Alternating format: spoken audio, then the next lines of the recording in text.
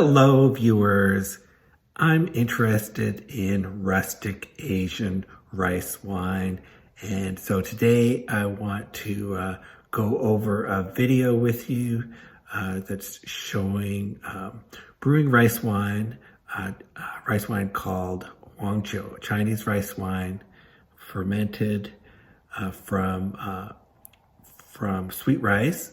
And I found this video on YouTube, and I went through it and translated it myself. So now I want to go through it with you, and just as we watch it together, I'll translate what I understand and give some commentary. So this is not going to be just a reaction video, because I've gone through the video already and I've looked up all the words I don't understand. I've looked them up, and I've tried to understand what this particular recipe.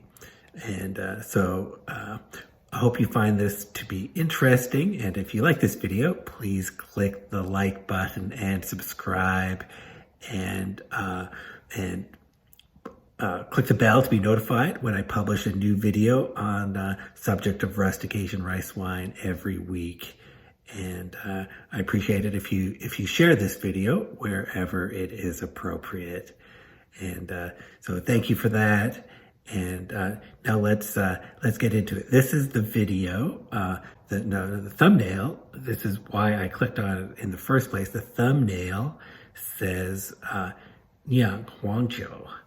So that's just brewing yellow wine. Huangjiu is the term for a certain kind of fermented rice wine, Chinese rice wine. So that's what this video is about. So of course I had to click on it, and let's take a look at what channel this is on. This channel is Jane. After 80 Slow Life channel. Just a small YouTube channel. I'm not sure if this is published anywhere else, but this is where I found the video. And just checking out the channel, looks like it's from Malaysia. Okay, so let's look at that video again. The thumbnail. This is the thumbnail. Okay, so let's see what this recipe is all about.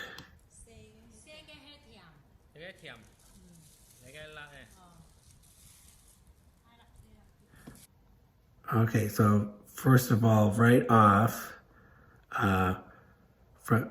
there's wine cakes. That's jiu bing. So there's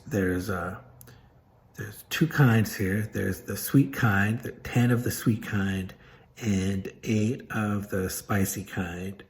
And from what I remember, the sweet kind are good for making jiu, just for getting the sweetness.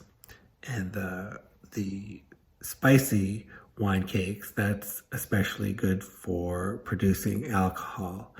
That's what I remember. So that's quite a few wine cakes here, Chinese yeast balls.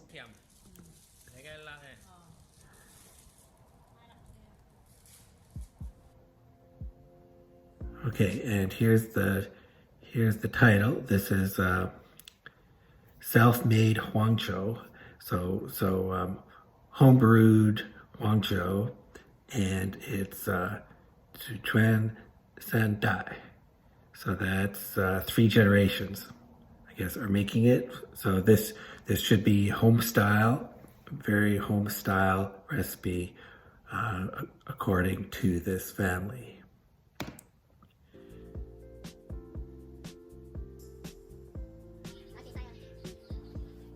Okay, and so this is dry in the sun, the container and the wine cakes. So there's the wine cakes, there's the jar, going to dry that in the sun. That'll help sanitize it. Good idea to do that. Okay, here's the rice.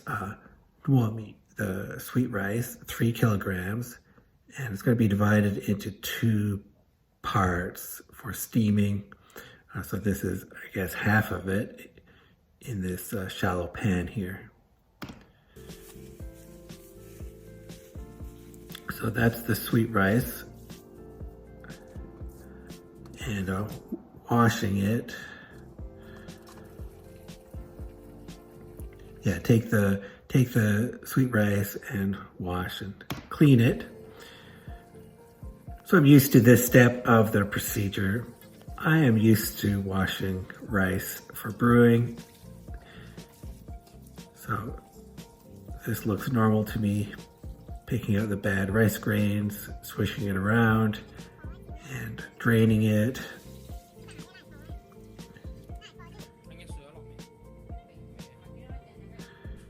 Okay, and there's the steamer. So something's going to be different here. This is going to be steamed differently. Okay, now for one thing, I'm used to soaking the rice before steaming it. And here doesn't seem to be any soaking step, but she's got the water boiling on the steamer, and then it says steam it for half an hour, but add hot water to the shallow pan with the rice here. That's what she's doing. So that is different. When I steam it in a cloth. It's not touching the water at all, and the rice has been soaked but then drained, so it's not wet, and it steams and it becomes it's a hard steamed rice. That's how I've been steaming the rice in general, pretty much every time. And in most of the recipes that I've read, that's also how you steam it, or that I've seen it steamed in that manner.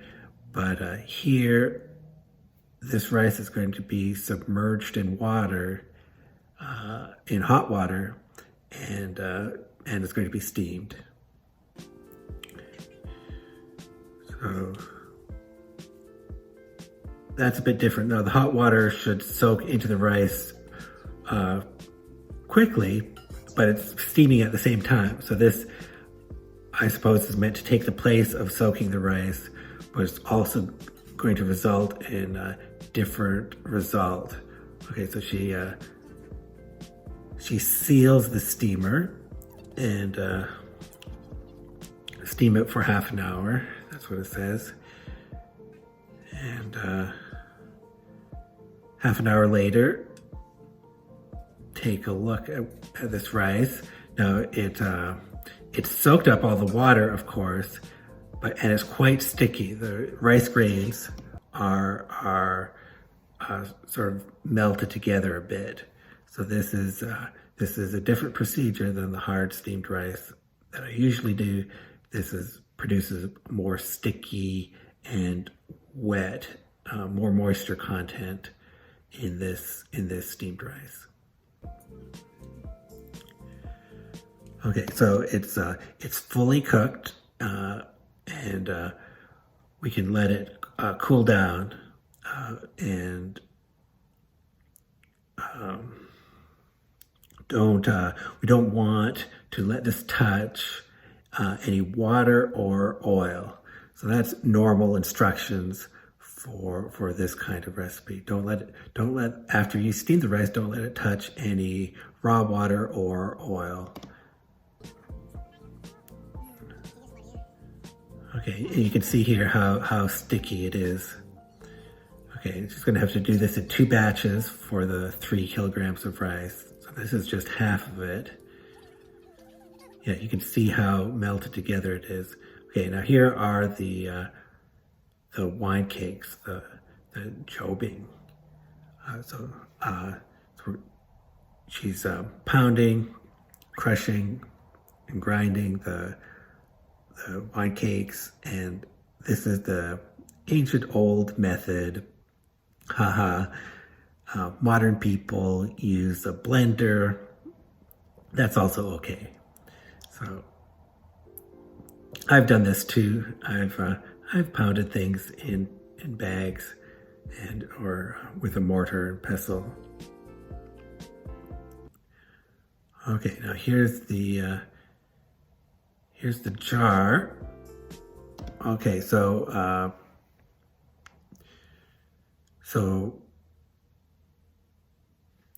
now the sweet rice is cooled down, and we can put it inside the container now. So one layer of the rice cake, one layer of the wine cake powder, and one layer of the sweet rice. So again, that sounds pretty normal to me. Dun dun dun, continue, and so on. Just continue those layers.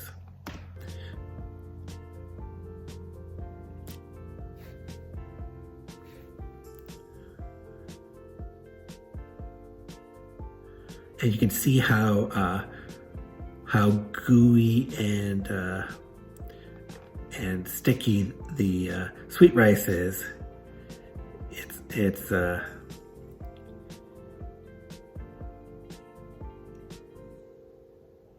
it's quite bouncy and all stuck together, so that it becomes more like a solid steamed rice cake than yeah.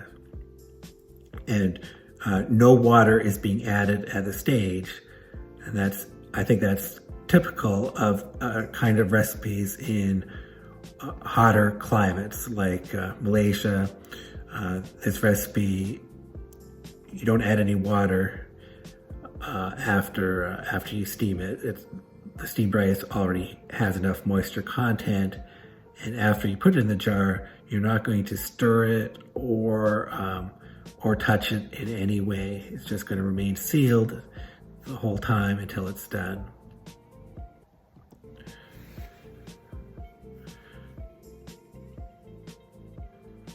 Okay, so this is a real home style recipe. This is what I want to learn from. This is a real rustic recipe that has been handed down in this family. It's the kind of thing I want to learn from. And it's sealed. Now it's covered, and put it in the shade where it'll stay for 1 month, and use 1 calendar month. It's going to brew, and she actually uses this calendar page to mark it, so you don't forget what day the rice is going to be done. So really, you're not going to touch this for this whole month. So 1 month later, there's what it looks like. And this step is going to be the huangjiu step, the filtering step. So this is a very rough plastic sieve here, and she's just letting it drip through.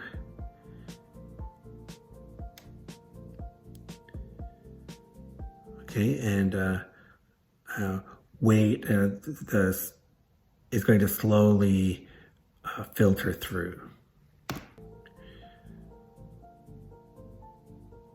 Okay, so she's not pushing on it at all, just letting it come through naturally. And now we're almost done, but notice that this rice wine is cloudy. So that's interesting. Sometimes, this is huangjiu, and when I've bought huangjiu at a store, it's a clear rice wine that's been aged, and it's clear. But this is young and cloudy, so that's a good thing for me to learn about. Okay, now these glass these glass bottles have been sterilized before, and now they're going to be filled with the huangjiu.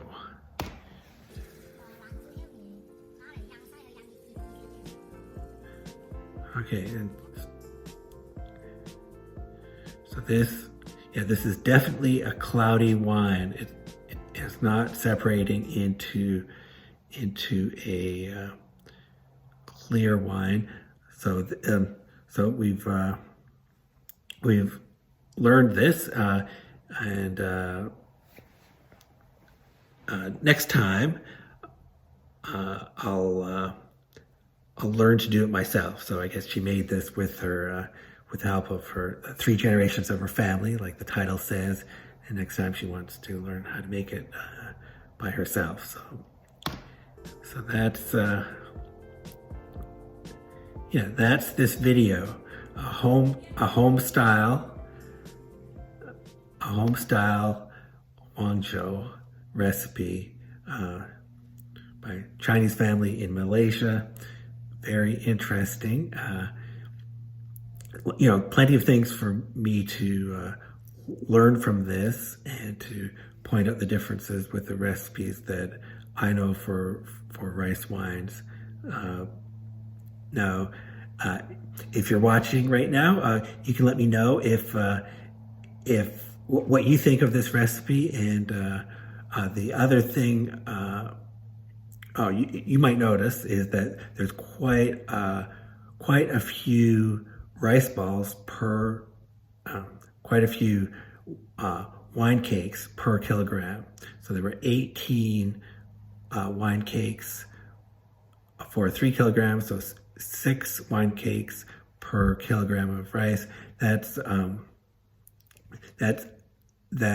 more than, like some people have said, you only need 2 of those yeast balls per kilogram. I like to use more. Just I don't know if my yeast balls are strong enough, but and sometimes I've really used a lot just to try to experiment, make sure that this fermentation goes well. And this particular recipe uses 6 yeast balls per kilogram of rice. So that's an important point. Any other? So like I said, if you notice any other features of this recipe, let me know what you think. If you have a recipe in your family, let me know. And if you have any, if you've seen any videos on making Chinese rice wine, and you'd like me to take a look at it and for me to take a shot at translating it, please let me know. I'll definitely take a look at it and do my best. So that's what I want to do. I think this is good practice for me, and I want to learn more about this kind of rustic rice wine, the fermented rice wine. So I hope you'll have fun going on this learning journey with me. So thank you for watching.